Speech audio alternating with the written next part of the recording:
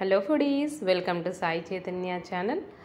మనకు సమ్మర్లో ఎంతో ఇష్టమైన ఐస్ క్రీమ్స్, అందులో చాక్లెట్ ఫ్లేవర్ అండి. పిల్లలకు చాలా ఇష్టమైనది బేస్.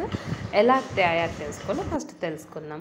ఒక ప్యాన్లో మనం ఫస్ట్ మిల్క్ తీసుకోవాలండి. 1 కప్ తీసుకోవాలా, plus 1/4 cup measurement cream milk అండి. ఫుల్ క్రీమ్ మిల్క్ అయితే చాలా బాగుంటుంది.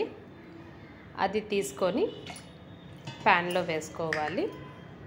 రా మిల్క్ అయితే ఇంకా బాగుంటుందండి, క్రీమ్ ఎప్పుడైనా. ఇందులో మనము 2 టేబుల్ స్పూన్ షుగర్ వేసుకోవాలి. ఇవన్నీ స్టవ్ ఆన్ చేయకుండా అండి చేయాల్సింది. కోకో పౌడర్ వేసుకోవాలి. 2 టేబుల్ స్పూన్స్ వేసుకోవాలండి. చాక్లెట్లో ఇది చాలా ఇంపార్టెంట్ ఐటమ్ అండి. కోకోవా పౌడర్ కొంచెం బిటర్ టేస్ట్ ఉంటుంది. సాల్ట్ కొంచెం అండి, పించ్ ఆఫ్ సాల్ట్ వేసుకొని, నెక్స్ట్ మిల్క్ పౌడర్ అండి 1/4 కప్ వేసుకోవాలి. మెజర్మెంట్స్ ఎప్పుడు అక్యురేట్గా తీసుకోండి, అప్పుడు టేస్ట్ బాగుంటుంది. స్పాచులా తీసుకొని నీట్గా లంప్స్ లేకుండా బాగా మిక్సప్ చేసుకోండి. అస్సలకి ఏమీ ఉండకూడదు, లంప్స్ అనేది ఉంటే బాగుండదు. అందుకే స్లోగా చేసుకొని నీట్గా అంత బాగా నీట్గా మిక్సప్ అయ్యింది అన్నప్పుడు మనము స్టవ్ ఆన్ చేసుకోవాలండి. అంతవరకు మీరు మిక్సప్ చేసుకోవాలి. ఇప్పుడు స్టవ్ ఆన్ చేసుకొని ఇంకొకసారి నీట్గా స్పాచులాతో పాటు అంతా మిక్స్ కావాలి కదా. Cocoa powder, milk, sugar, every item నీట్గా మిక్స్ కావాలండి. ఇలా మనం కంటిన్యూస్గా స్టిర్ చేస్తూ ఉంటే ఒక పొంగు వస్తుంది కదండి. పొంగు వచ్చేంత వరకు మనం ఇలా మిక్సప్ చేసుకోవాలి. ఆ పొంగు వచ్చిన తర్వాత ఇందులో 50 గ్రామ్స్ డార్క్ కాంపౌండ్ వేసుకోవాలండి. డార్క్ చాక్లెట్ అని వస్తుంది, దాని కాంపౌండ్ పేస్ట్ కాంపౌండ్ వేసుకోవాలి 50 గ్రామ్స్. అది మెల్ట్ అయిన తర్వాత లిక్విడ్ గ్లూకోజ్ వేసుకోవాలండి. 1 టేబుల్ స్పూన్ వేసుకోవాలి. ఈ లిక్విడ్ గ్లూకోజ్ వల్ల మనకు క్రిస్టల్స్ అనేది ఫామ్ కాకుండా ఐస్ క్రీమ్ చాలా బాగుంటుంది.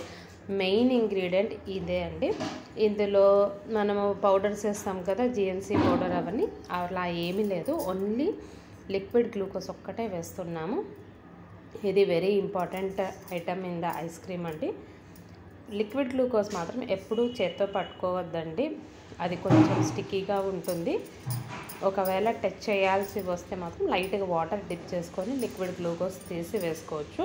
స్పూన్తోనే అలాగే మెషర్ చేసుకోండి. అది హాట్గా ఉన్నప్పుడు సిరప్లో వేస్తే దాంట్లోకి మెల్ట్ అయిపోతుంది. చెయ్యి మాత్రం దానికి జనరల్గా టచ్ చేయొద్దండి. నెక్స్ట్ ఎసెన్స్ వేసుకోవాలండి. 1 టీ స్పూన్. మన దగ్గర వెనిలా ఉంటే వెనిలా, లేదు చాక్లెట్ ఎసెన్స్ ఉంటే చాక్లెట్ అయినా వేసుకోవచ్చు. అప్పుడు అదంతా సపరేట్గా పెట్టి నెక్స్ట్ ఇంకొక బౌల్ తీసుకోవాలి. ఇది మెయిన్ బీటింగ్ కోసం విప్పింగ్ క్రీమ్ తీసుకోవాలండి.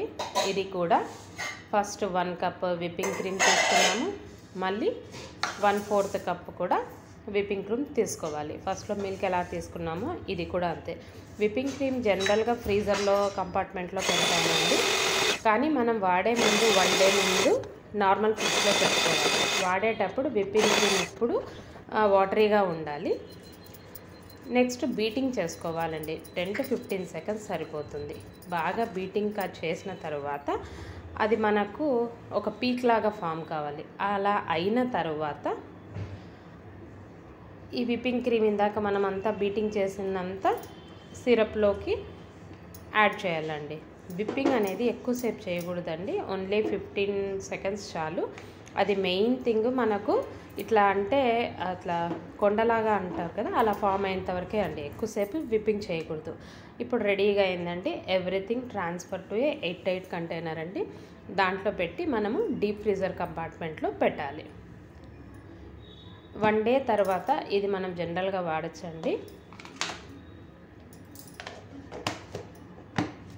ఇది బేస్ అండి, చాక్లెట్ ఐస్ క్రీమ్ బేస్ అంటారు. దీని నుంచి మనం రకరకాల ఫ్లేవర్స్ తీసుకొని ఎలా గార్నిష్ చేసుకొని ఎలా తీసుకోవాలో తెలుస్తుంది. కాబట్టి ఏ చాక్లెట్ ఐస్ క్రీమ్ చేయాలన్నా ఇది. Thanks for watching friends. Hare Krishna.